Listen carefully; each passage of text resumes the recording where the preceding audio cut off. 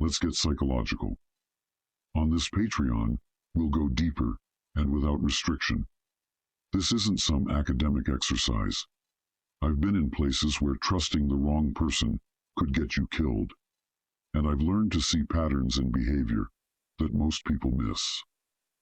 What follows is a compilation of observations, not a collection of opinions. There are 10 female archetypes, survival models that have been around for centuries, and I'm going to break them down for you. Don't be fooled by appearances. Some of these archetypes have masks they wear to hide their true nature. The first one is a clear example of the deep psychological camouflage. The first, the opportunistic nurturer. She's the one who offers help, but always with an angle. I remember a woman who ran a safe house in Tangier. She'd take in anyone, no questions asked, feed them, give them a place to sleep. But she also knew everyone's secrets, their vulnerabilities, and she wasn't afraid to use them to her advantage.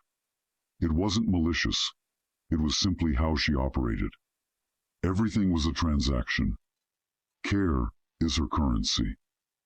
Her roots go back to tribal societies, where women had to be resourceful to survive.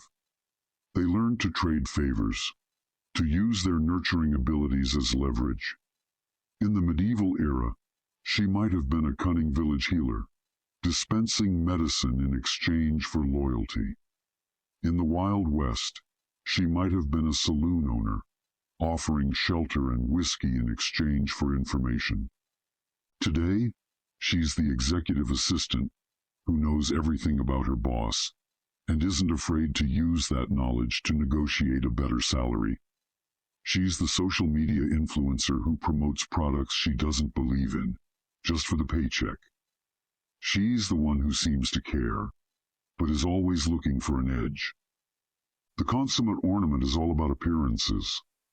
She understands that her looks are her power, and she uses them to get what she wants. I met a woman in Monte Carlo who could walk into any casino and have the high rollers eating out of her hand within minutes. It wasn't just about beauty. It was about presence, about knowing how to command attention. Her appearance is her weapon. Her lineage can be traced back to the ancient Greeks, where women were often used as bargaining chips in political alliances. In the Renaissance, she was the courtier, using her charm and beauty to influence powerful men. Think of Cleopatra, who seduced both Julius Caesar and Mark Antony, or Madame de Pompadour, who wielded enormous power behind the scenes in the court of Louis XV. Now, she's the Instagram model who gets paid thousands of dollars for a single post, or the actress who lands roles based on her looks rather than her talent. Her beauty is a commodity, and she knows how to market it. It's about getting to the top, where she will continue to look for more success, power, and wealth. The restless dreamer is forever searching for something more, something different. Routine is her enemy, and she craves constant change. I knew a writer who never stayed in one place for more than a few months. She'd drift from city to city, from relationship to relationship, always searching for the perfect inspiration, the perfect connection. The journey itself is the reward. Her ancestors were the wandering bards of the Middle Ages, the beatnik poets of the 1950s, the hippies of the 1960s. She is forever chasing the horizon. Think of Jack Kerouac, rambling across America, or Amelia Earhart, flying solo around the world. In today's world, she's the travel blogger who's always posting photos from exotic locations, or the entrepreneur who jumps from one business idea to another.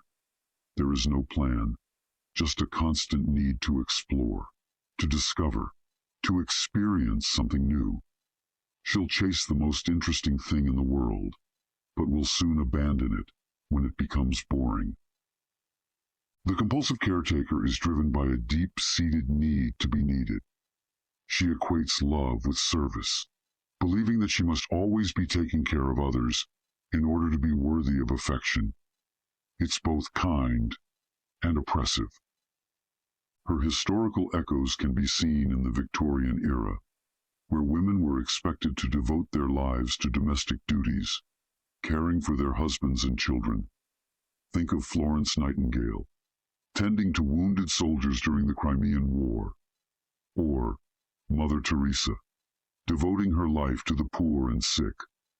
But even kindness has a cost, especially when the kindness is rooted in obligation. In modern relationships, she's the one who always does the cooking, the cleaning, the laundry. She anticipates every need, smooths every problem. She can never let herself relax, for fear that she will not be needed.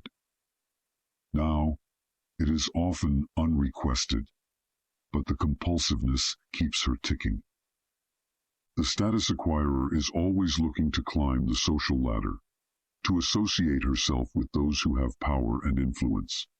She is socially astute and adept at navigating complex social hierarchies.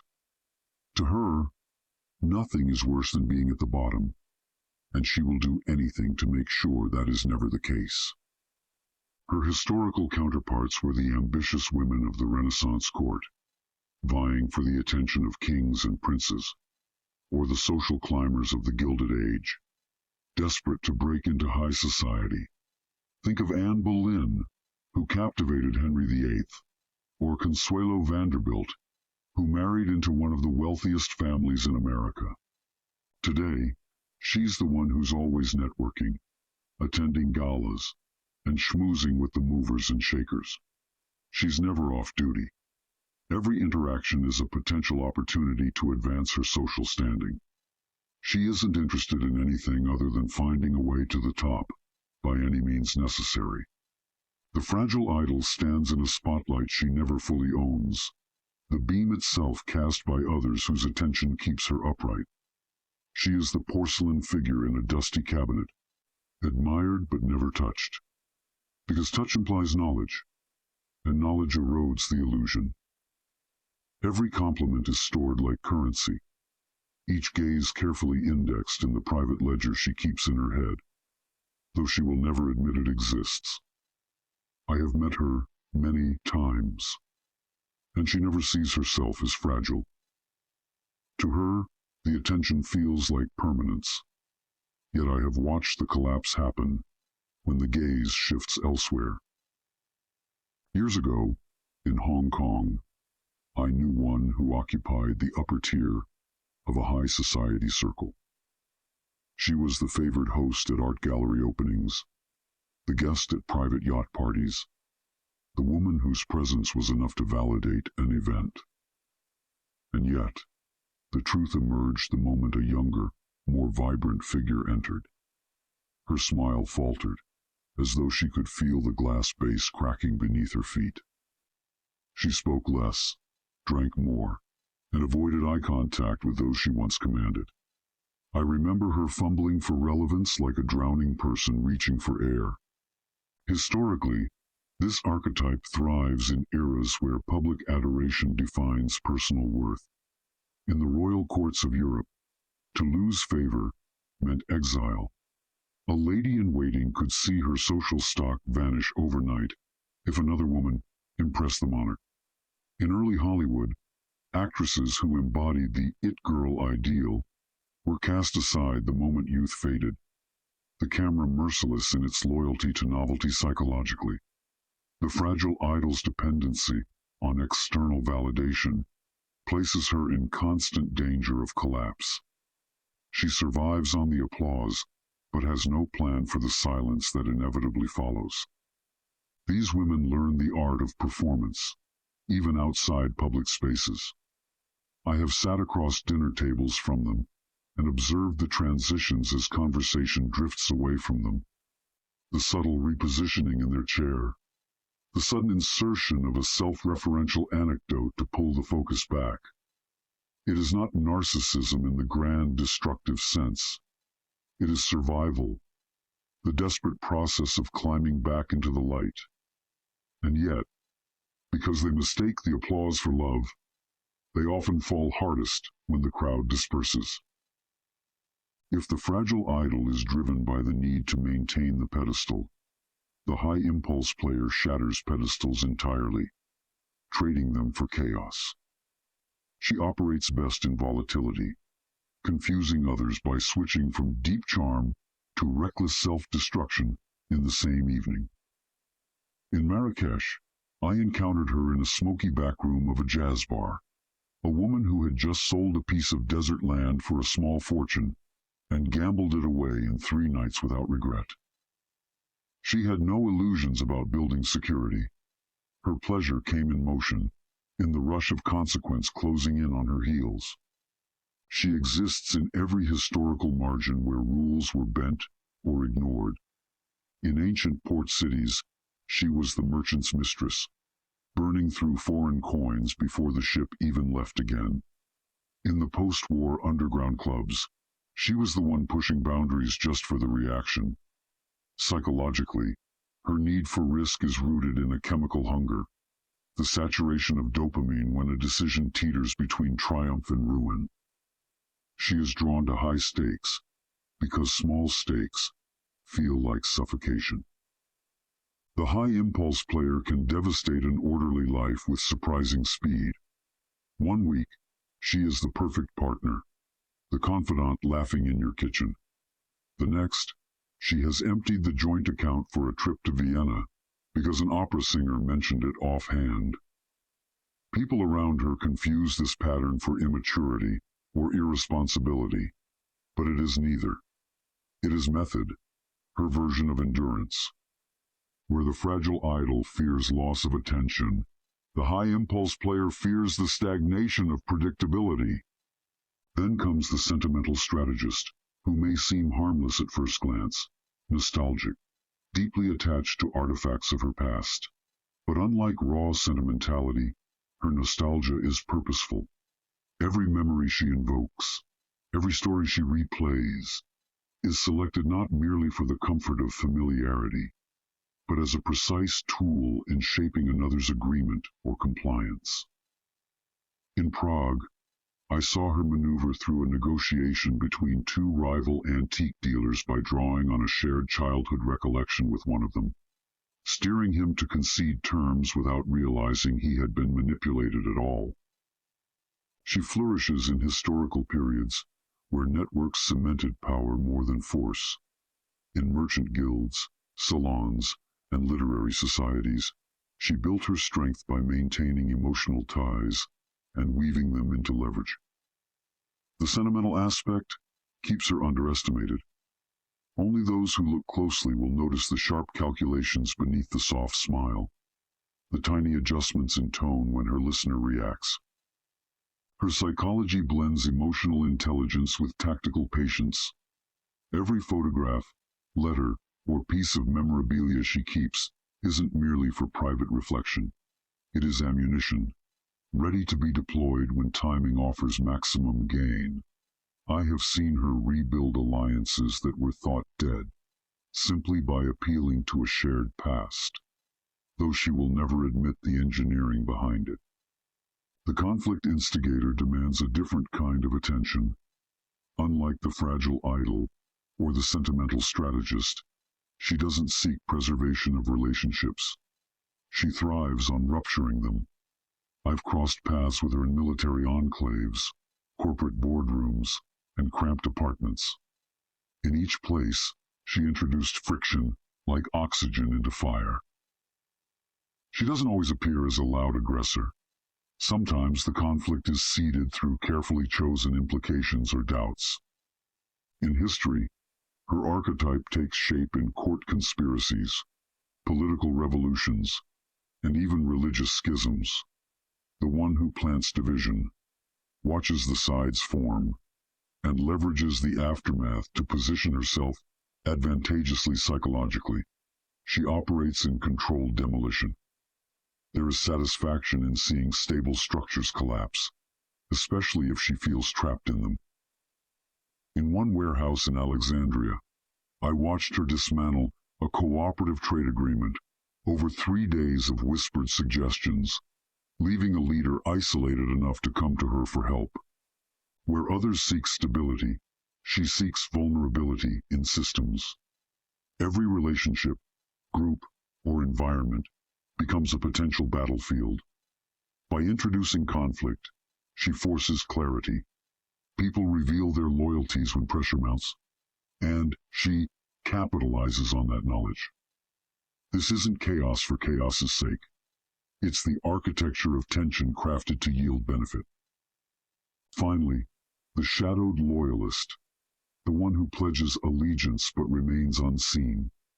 She is the trusted confidant, the silent observer who notices every fracture, yet speaks only when it serves the person she supports. Loyalty here isn't born of blind devotion.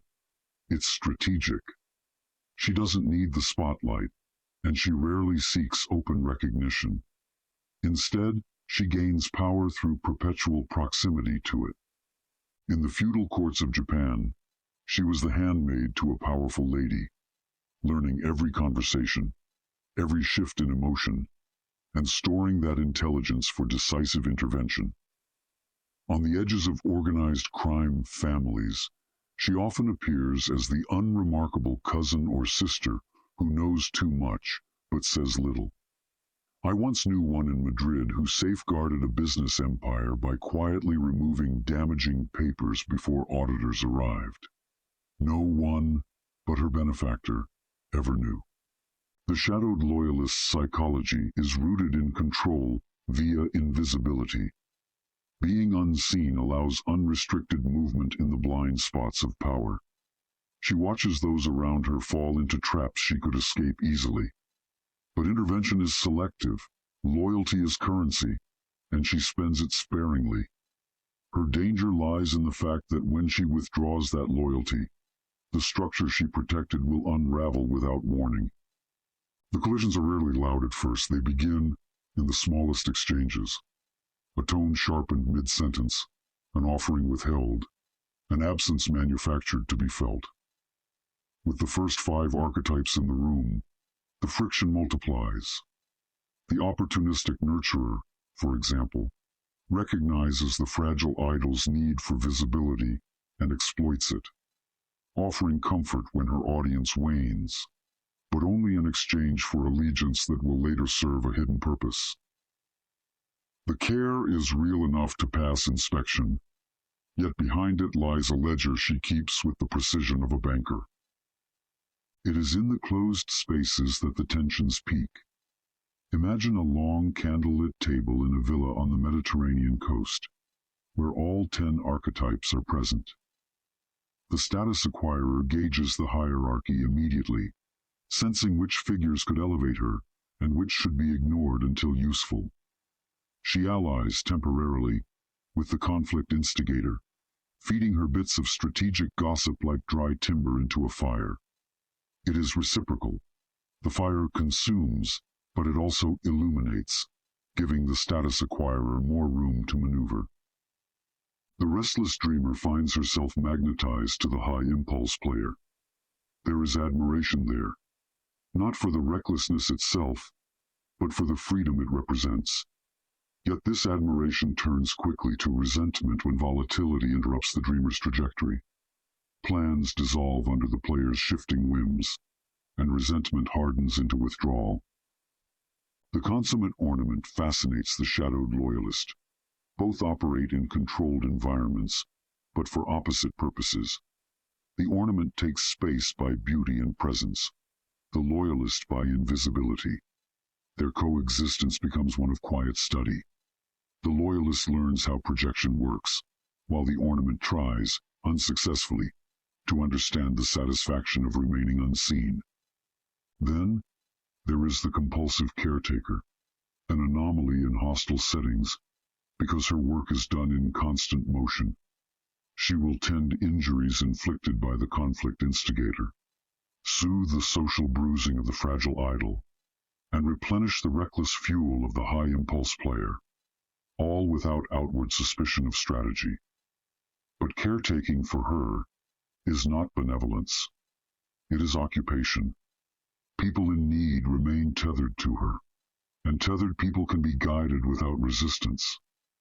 What emerges over time is a living network of exchanges and betrayals. No relationship between these archetypes remains static.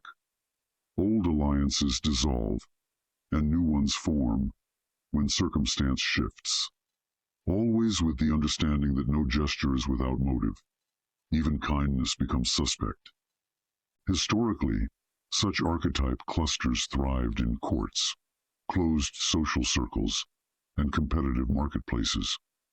In Venice's merchant history, you could see versions of them seated in the same trading hall, their roles clear to anyone trained to look.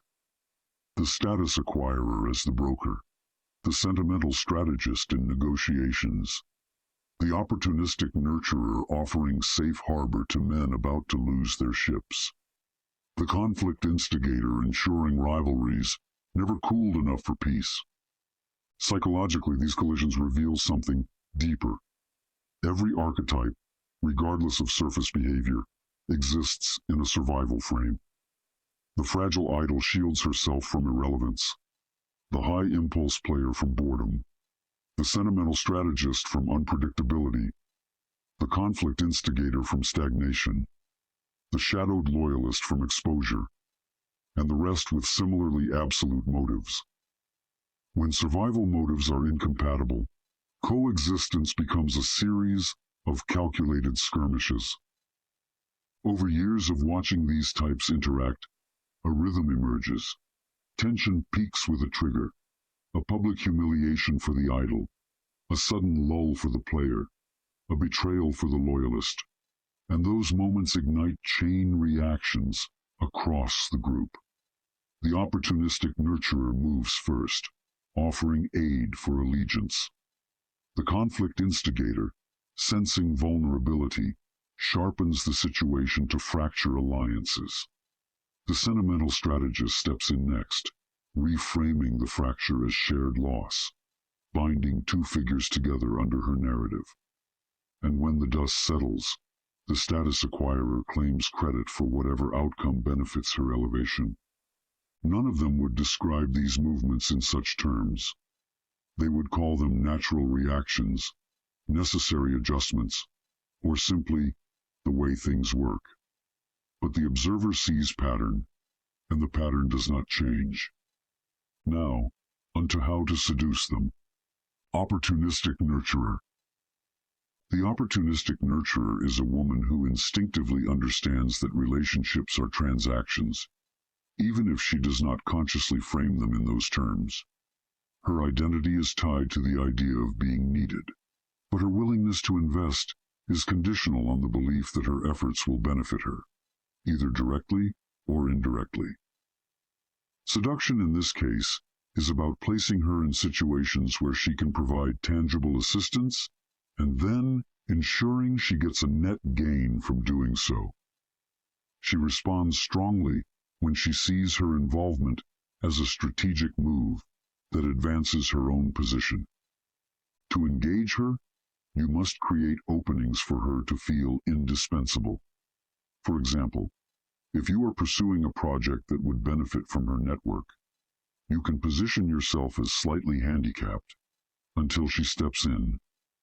She should feel like she is salvaging the situation. Immediately following her assistance, create scenarios where she directly reaps rewards because of the help she gave you. This automatic reciprocity reinforces the idea that being close to you is profitable for her in a repeatable way.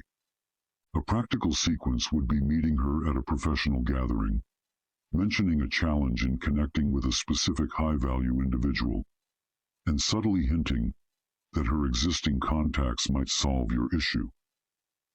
When she facilitates the introduction, reciprocate shortly afterward by inviting her to a closed industry dinner, where she meets someone who can influence her own career trajectory. This anchoring exchange teaches her that investing in you yields dividends.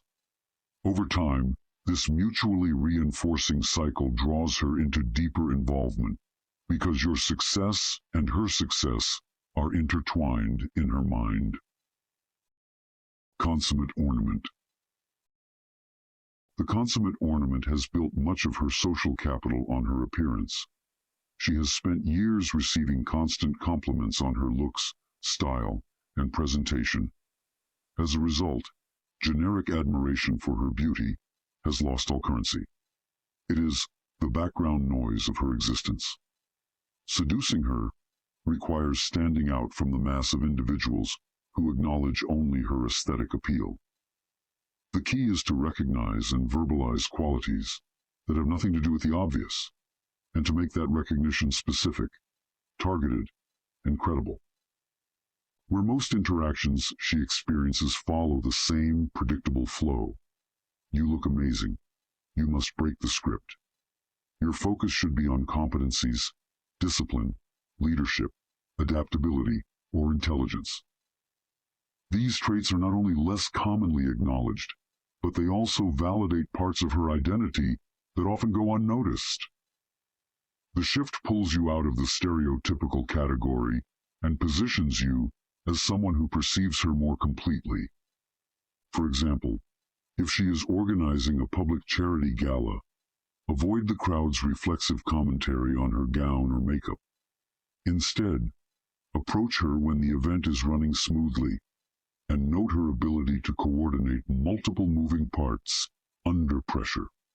Mention concrete details, the precision of her scheduling, the professionalism of the staff she assembled, or the way she adapted when the catering issue arose. That precision in your observation signals genuine thought, which she will register immediately as rare. Once she sees that you prize her mind and skills as much as her body, she becomes far more receptive because you reduce the risk of being just another admirer. Restless dreamer. The restless dreamer is powered by novelty. Routine kills her interest faster than most people experience boredom. She is drawn toward fresh experiences and unpredictable diversions, but she is not attracted to outright chaos. Her novelty needs to feel intentional and controlled. Seduction, therefore, is about creating unpredictable yet curated situations that stand out from the conventional rhythm of her life. She must feel that with you, the future is uncertain in a stimulating way, but without genuine risk to her comfort or safety. The weak approach is setting dates weeks in advance for predictable activities. You will lose her attention before execution. Instead, opt for short-notice proposals with a clear, unique hook. A random Tuesday night phone call inviting her to take a scenic drive to a coastal town and try the best pie at a small diner beats a 2-week dinner plan at a restaurant she has been to 5 times before. The critical balance is combining surprise with competence. She must feel the unpredictability is backed by someone capable of handling outcomes. Implementation requires you to keep a repertoire of unusual but low-barrier experiences ready. When she mentions a free afternoon, act decisively. Suggest something quick but different. A pop-up art exhibit across town, kayaking at a nearby lake, or a cooking class you just found online. The novelty charges each meeting with energy, and every time she recounts the experience, you become associated with the kind of variety she craves. Over several encounters, she begins to expect that staying close to you means breaking free from monotony, which cements your appeal. Compulsive caretaker. The compulsive caretaker bonds through the act of solving problems and offering tangible help. Her identity is anchored in being useful, appreciated, and needed. Seducing her depends on positioning yourself in a way that invites her positive intervention without burdening her with unrealistic demands. The goal is to provide solvable issues that lead to visible outcomes, so she sees that her involvement changes results for the better. If you present no needs, she has no entry point to feel indispensable. If you present massive, overwhelming problems, you risk pushing her into avoidance. Instead, calibrate challenges to a level where her input is directly responsible for improvement. For example, if she has organizational skill, tell her about your difficulty in arranging a small but important gathering.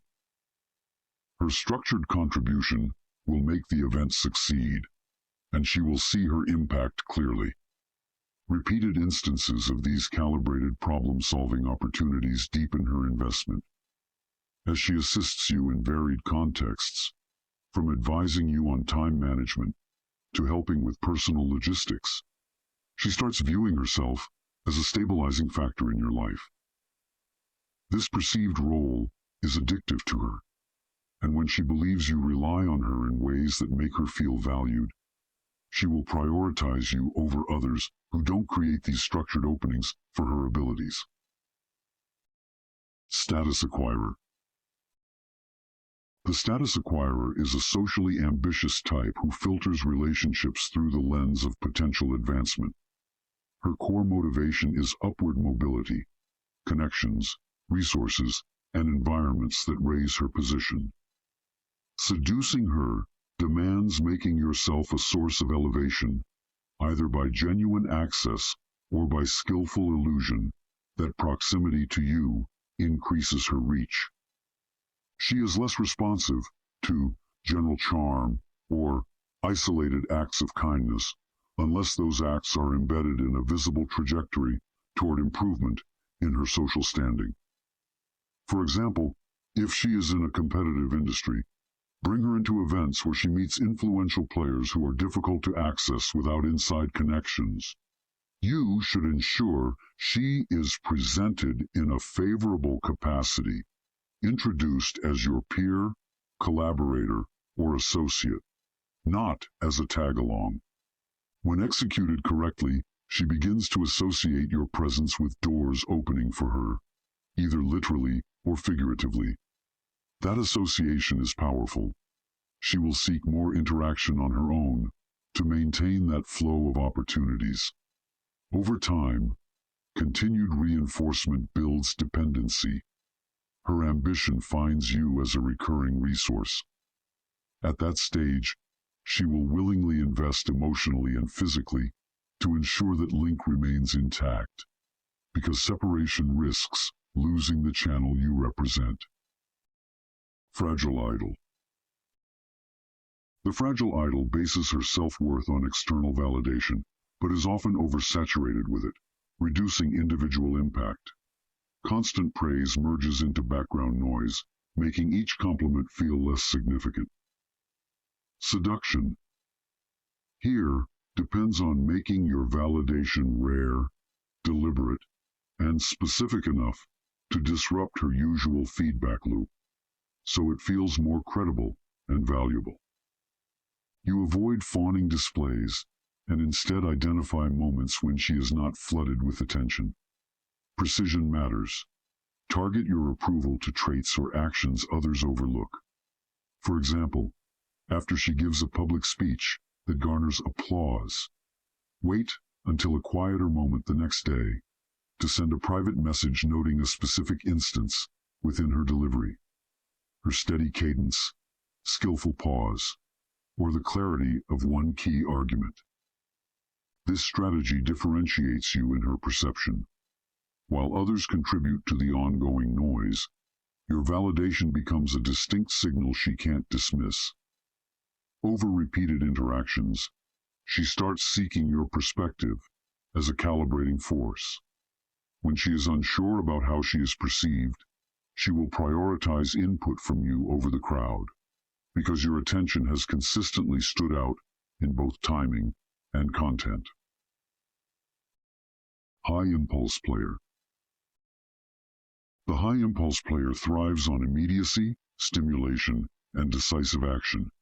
She loses interest in slow-moving interactions or ones with predictable outcomes.